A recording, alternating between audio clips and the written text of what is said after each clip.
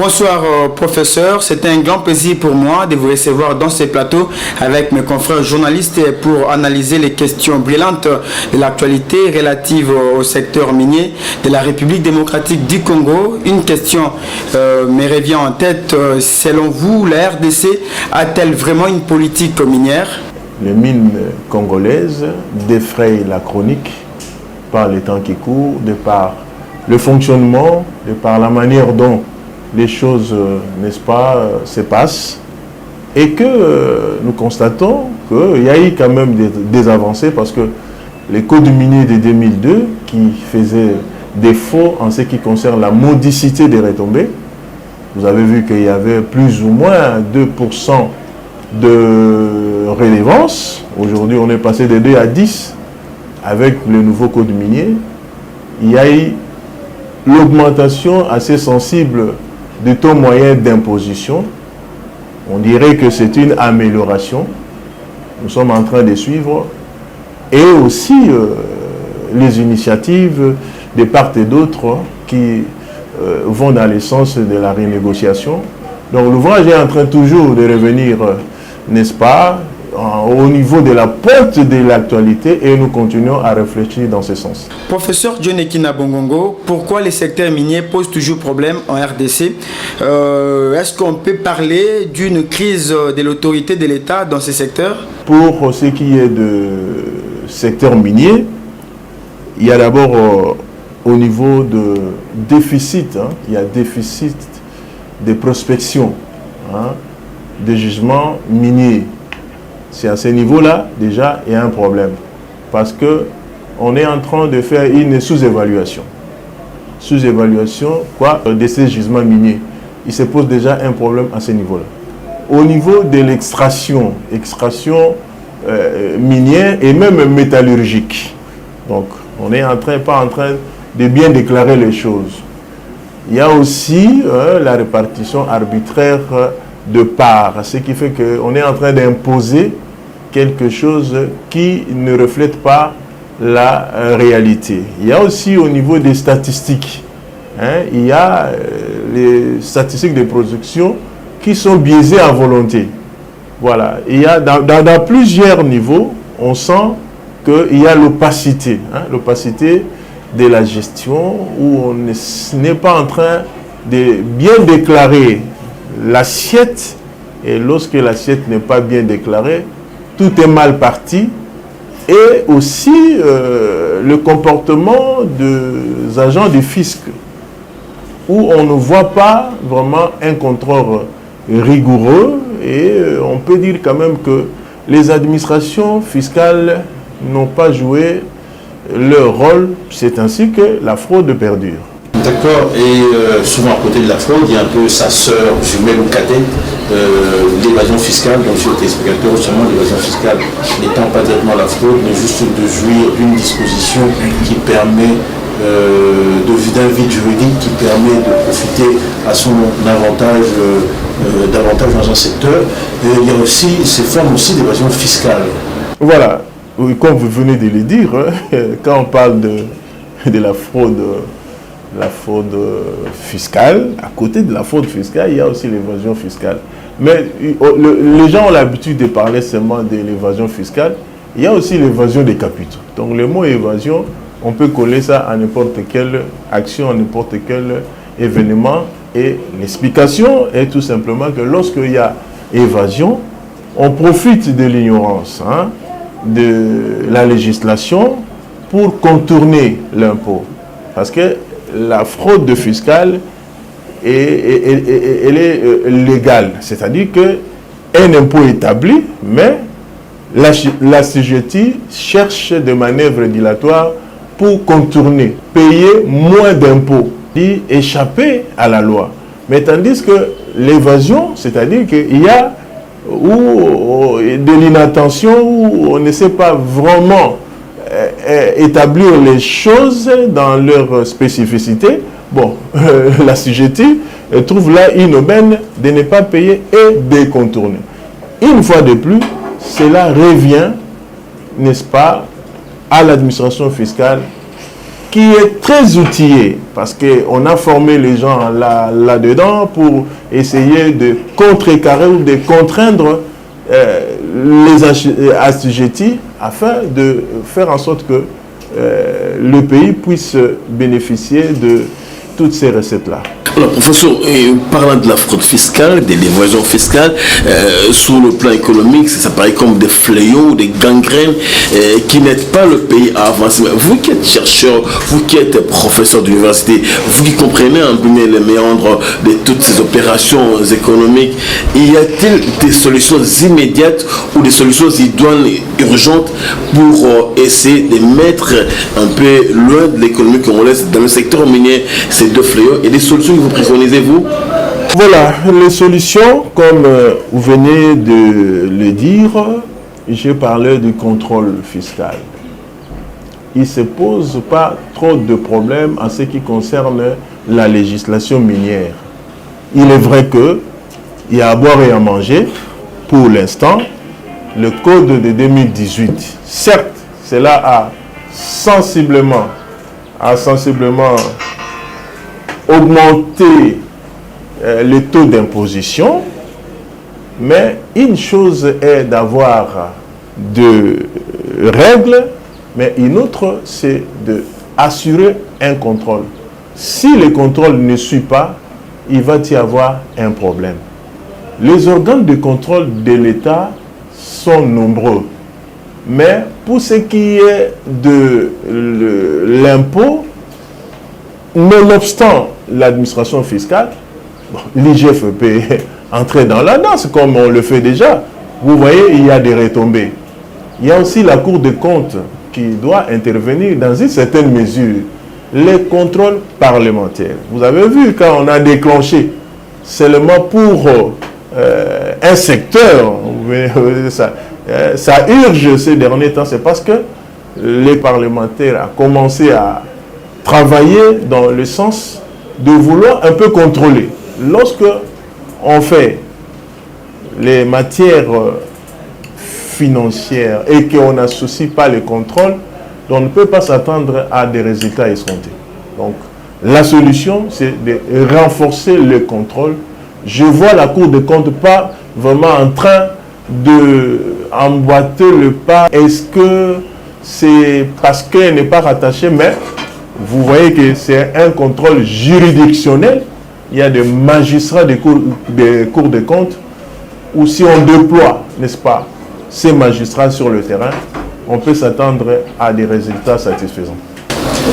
Oui, parlons toujours de recettes fiscales. On entendait beaucoup des mines avec le code minier de 2002 qui est maintenant fait partie de l'histoire. Mais justement, à quoi attribuez-vous la faiblesse de recettes récoltées dans l'application du code minier de 2002 à sa promulgation jusqu'en 2018, à son abrogation avec le code minier révisé? Donc le code minier de 2002, la faiblesse n'est-ce pas, de ce code, c'était au niveau de régime fiscal, régime douanier, régime lié aux recettes non fiscales. Et puis, on peut ajouter aussi le régime des, n'est-ce pas, des différents taux d'imposition. Si vous voyez très bien la manière dont les choses se sont présentées, le pays ne pouvait rien s'attendre à quelque chose de consistant. Vous avez vu même les hautes autorités de ce secteur-là passer pour dénoncer que non, voilà, ils ont même commis une erreur.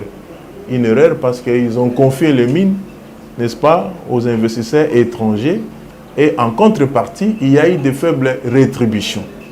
Pourquoi? Parce que le cadre juridique, le cadre légal, la loi minière était déjà, n'est-ce pas, voué à l'échec dans la mesure où on a donné plus d'avantages aux partenaires étrangers au détriment des partenaires locaux. Donc, quand déjà ce cadre-là n'est pas bénéfique à la nation, on ne pouvait s'attendre qu'à de telles dérives. Alors, professeur, le constat, il reste quand même catastrophique s'il faut faire un focus sur les entreprises minières congolaises, parce que l'État propriétaire n'arrive pas à le redresser. Les exemples sont légion. On peut en citer deux, la GECAMIN et le Kimo et d'autres qui ne sont pas quand même aujourd'hui des boîtes qui inspirent confiance au niveau de la fiabilité. Alors, l'État ferait quoi et à quoi attribuerons-nous cette faiblesse-là de l'État qui n'arrive pas à ces entreprises à le redresser? Ça reste comme ça, 20 ans, ça pourrait être durant 30 ans. Et comment on peut sortir d'une telle ornière aujourd'hui, d'autant plus ces entreprises-là, par le passé, c'était des fleurons de notre économie? Le pays doit savoir ce qu'il veut. C'est tout simplement ça. Vous voulez que ces entreprises soient transformées en sociétés commerciales. Je crois qu'il faut que ça reflète réellement ces souhaits-là et cette vocation. Parce que si avant, ces entreprises étaient des entreprises de l'État, tout simplement, mais maintenant, c'est devenu des entreprises commerciales, on pouvait s'attendre quand même à des très sensibles améliorations. Donc, aujourd'hui, dire encore que les Okimo et consorts là continuent à battre de l'aile, c'est pour dire que l'État ne cherche pas vraiment à booster l'économie, n'est-ce pas, de ces entreprises. Alors, lorsqu'on veut arranger le social, on arrange l'économie. Lorsqu'on veut diriger bien la cité, on arrange l'économie. Ce que l'État peut faire, c'est que les textes sont là. Il faut appliquer les textes à bon escient. S'il faut donner des moyens à ces entreprises-là, c'est-à-dire chercher à sorte que l'on puisse créer un attrait aux investissements afin de relancer réellement. On ne doit pas, comme on avait dit par le passé, d'aller de projet en projet, n'est-ce pas, de planification en planification. Lorsqu'on a calé que voilà, on a des réformes, il faut aussi qu'à un certain moment qu'on puisse procéder à l'évaluation pour dire que voilà c'est ce qu'on avait dit, où est-ce que nous en sommes, comment recadrer. Mais si on laisse seulement les choses comme ça, c'est comme qui dirait on a donné un coup de pied dans l'eau. Donc moi je pense qu'il faut un travail d'évaluation, un travail de recadrage pour que ces entreprises-là se relèvent définitivement et fassent profiter à la nation, n'est-ce pas, des retombées conséquentes. Professeur John Ekina Bongongo, l'actualité, c'est aussi cet accord conclu entre la RDC et le Rwanda pour une exploitation commune des gisements miniers à l'est de la République démocratique du Congo. Comment cet accord peut-il être profitable pour la République démocratique du Congo, bien évidemment, notamment la raffinerie d'or à construire au Rwanda? En économie, toute chose restant égale par ailleurs. Tout contrat de joint venture, tout contrat de partenariat est toujours le bienvenu. Cependant, dans ce genre de partenariat, il appartient aux deux parties de bien clarifier les choses. Une étude de préfaisabilité peut éclairer, voir qu'est-ce que les deux pays gagnent, qu'est-ce que notre pays tire comme gain sur le plan rentabilité financière, les dividendes, le royalty, le droit d'amortissement, le droit superficiel. Il y a beaucoup de retombées, mais il faut que ça soit apprécié à leur juste valeur. Et aussi, sur le plan rentabilité économique, création d'emplois, la valeur ajoutée, ainsi de suite. Ces éléments-là doivent être clairement établis afin que l'on sache si nous entrons dans ce partenariat, qu'est-ce que nous gagnons. Si nous n'entrons pas, qu'est-ce que nous gagnons. Est-ce que nous perdons. Est-ce que nous gagnons. D'emblée, il faut travailler en synergie. Il faut encourager ce genre de partenariat pourvu que le pays se retrouve. Ça, sur le plan économique il n'y a que le profit qui constitue le leitmotiv. Il n'y a pas autre chose. Si on gagne, clairement, on peut augmenter la croissance de notre pays, ça peut s'apprécier. Mais si nous ne gagnons pas, cela ne vaut pas la peine. La République démocratique du Congo a des moyens aussi pour entreprendre de telles activités, c'est-à-dire implanter des raffineries d'or dans ces pays. Ce ne sont pas des moyens qui manquent, mais c'est un problème de choix politique. Si le choix politique... C'est pas la volonté, professeur. La volonté politique, si la volonté politique s'oriente vers cette exploitation commune, on ne peut que saluer. Mais sur toute l'étendue, il y a aussi des mines d'or. Enfin, je laisse la parole à Jean-Louis Massegré. Moi, je prends ma dernière question pour cette série de prises de parole. Professeur, puisque vous êtes un expert de la joint venture, parlons du secteur minier. Ce processus a des chances de réussir au Congo au niveau du secteur des mines passées. Dans beaucoup de domaines, ça n'était qu'un échec. Est-ce que la joint venture dans le secteur minier, on voit comment les capitaux sont introduits, on voit comment les parts sont reparties. Est-ce que la joint venture dans le secteur minier a une chance de réussir? La chance, bien sûr que oui. Mais comme j'avais dit à l'époque, quand vous m'avez... on a travaillé avec vous, le problème, c'est que on était mal parti. D'abord, les conditions. Il y a de préalables. Il faut que les conditions soient remplies. Mais maintenant qu'on a démarré la joint venture, sans tenir compte de ces préalables, il y a une flopée des études.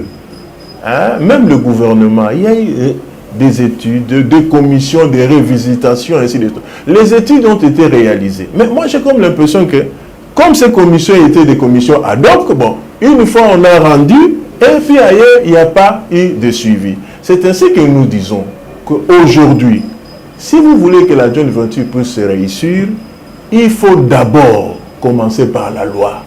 La joint venture est une loi. La joint venture est dans le domaine de la loi. Là où la joint venture est née, c'est sous forme d'une loi et il y a des réformes qui ont émaillé son parcours. C'est toujours dans le cadre de renforcer cette loi-là. Nous utilisons ces procédés, mais nous n'avons pas une loi. Mais on dirait qu'il y a le code minier, bien sûr, mais le code minier, c'est dans le cadre minier. Mais la loi est une loi. Ça peut être une loi applicable de façon tout à fait générale et il y a certaines spécificités qu'on peut toujours faire ressortir. De deux, il y a par exemple le contrat de joint venture qui se trouve être disséminé à travers la République. Mais il n'y a pas uniformité. Ici, vous trouvez qu'il y a un taux de 15%, l'autre un que de 5%. Dans ces conditions-là, comment on peut réussir? Il faut quand même qu'on puisse arriver à un modèle type de contrat de joint venture. Discuter au niveau des instances pour qu'on puisse avoir une ligne de conduite. J'ai toujours dit aussi qu'attention, lorsqu'on est dans la joint venture, il faut aussi que les calculs économiques qu'on utilise puissent faire recours à des instruments. Les instruments statistiques, les instruments économétriques. Calculer la rentabilité, c'est bon. Calculer la rentabilité financière économique, on le fait. Mais il y a d'autres variables qu'on appelle le risque. On ne le fait pas. Avant d'entrer dans le fonctionnement de la joint venture, on doit nécessairement évaluer les risques. Parce que si on connaît déjà le risque dès le départ, on peut prendre les dispositions pour réduire ces risques-là. Je dis aussi que comme c'est un secteur qui brasse des milliards, je l'ai toujours insisté, il faut que ça soit rattaché à la présidence. Il y a, comment on appelle ça, le marché public. Autorité de régulation du marché public. L'ampleur des sommes qui circulent dans ce secteur-là mérite que la présidence puisse avoir un droit de regard. Pour faire quoi? Pour planifier la joint venture. C'est-à-dire quoi? Vous avez un cadre, un schéma directeur. Lorsque quelqu'un veut entrer en partenariat avec vous, il va trouver un cadre. Et ce cadre-là va permettre à ce que vous puissiez voir, si vous voulez travailler avec nous, voilà ce qu'il faut faire, ainsi de suite. Et aussi, on planifie, après avoir planifié, il doit y avoir des organes de gestion pour gérer, pour planifier, et même pour contrôler. C'est ainsi que ça se résume à ce que moi j'ai appelé un observatoire. Il faut mettre en place sous le contrôle de la présidence. Autorité de régulation des jeunes ventures. C'est facile à faire parce que moi j'ai déjà tout prévu. Parce que si ça évolue de façon laxiste, alors on va continuer seulement à pleurnicher. Il faut encadrer ces secteurs. Je ne vois pas un secteur qui brasse des milliards comme le secteur minier. Et on ne peut pas laisser ça comme ça. Autorité de régulation par-ci, par-là. On rattache tout, sauf ça. Alors, on aura nos yeux que pour pleurer. Et justement, nous critiquons justement le code minier de 2002. Mais maintenant, nous sommes au code minier de 2018, de mars 2018, et nous attendons des améliorations. D'emblée, par les décisions prises, peut-on parler d'amélioration?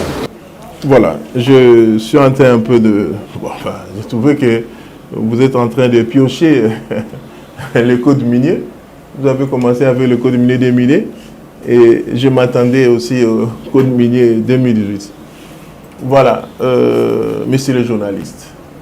Il n'y a que 3 ans, mais... Ouais, le code minier de 2018 est un code minier qui a bouleversé, comme qui dirait, les acteurs dans ces secteurs.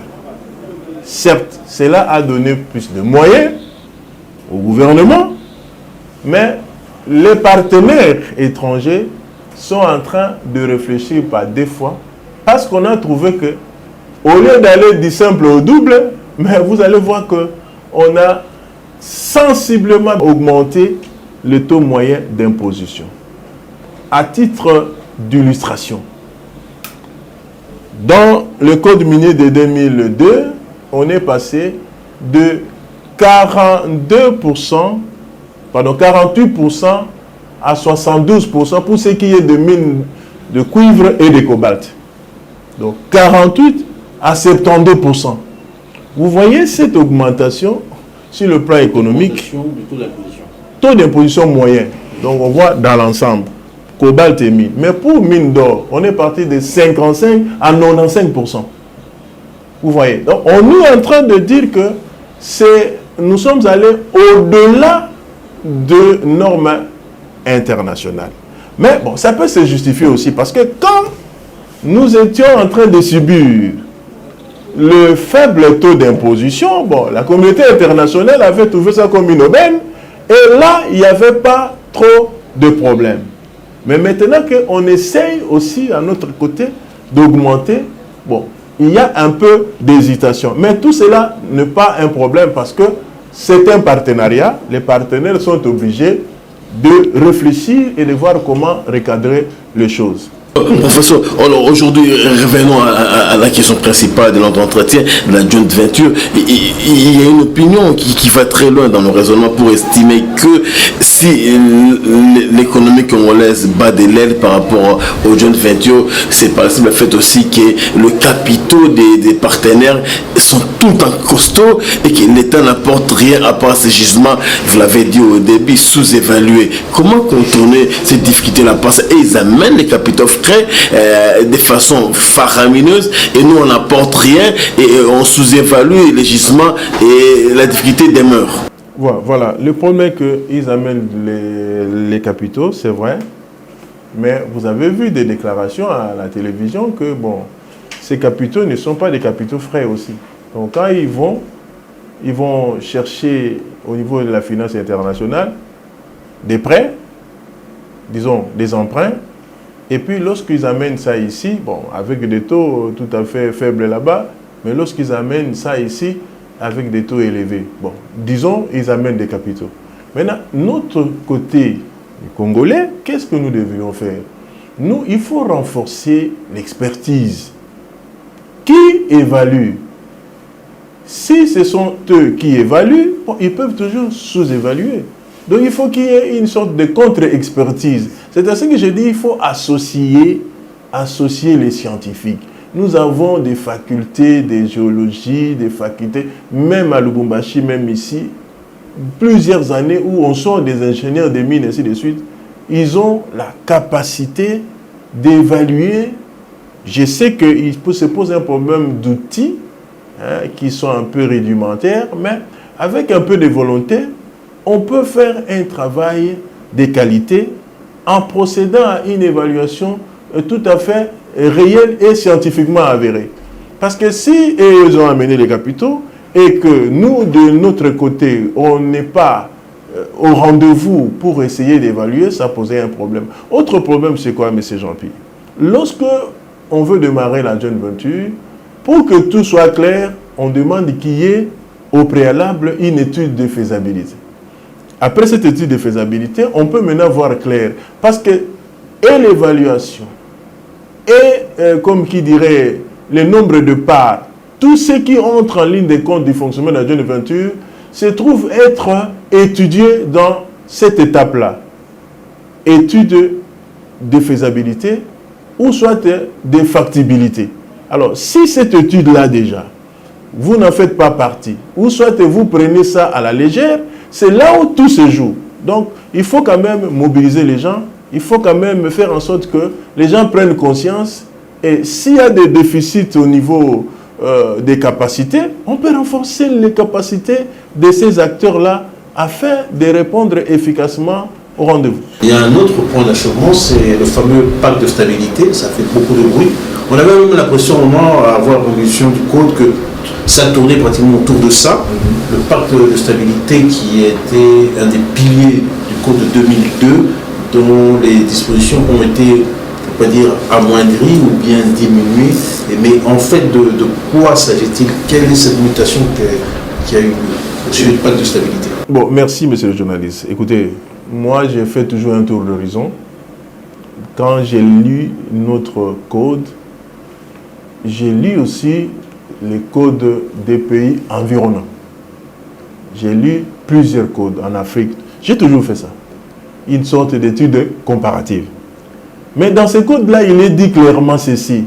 Lorsqu'il y a un problème, tout en étant dans la logique des pactes de stabilité, il y a toujours possibilité de renégociation. Il y a des clauses pareilles.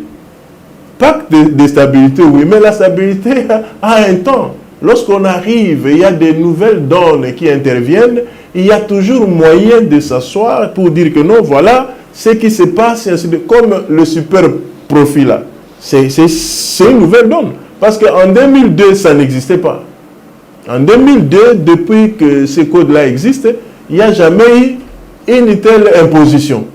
Mais en 2018, on a remarqué qu'il y avait flambé des prix, des cours de matière. C'est ainsi qu'on l'a inséré. Vous voyez, le pacte de stabilité n'exclut pas qu'on puisse revenir, qu'on puisse recadrer, ainsi de suite. C'est ainsi que vous avez dit, le code minier de 2002, c'était quand même un code qui a été décrié par tout le monde, parce que vous avez vu que ça n'a pas vraiment donné satisfaction. Donc, quel que soit, comme on avait parlé de stabilité, mais en certain moment, lorsqu'on voit que c'était totalement déséquilibré, et totalement, comment dirais-je, penché seulement d'un côté, on ne pouvait qu'arriver à ça. Professeur, comme vous le savez, les creuseurs artisanaux pilulent dans les pays, plus précisément dans les carrières minières. Pourront-ils un jour disparaître pour ne laisser la place qu'à des entreprises viables?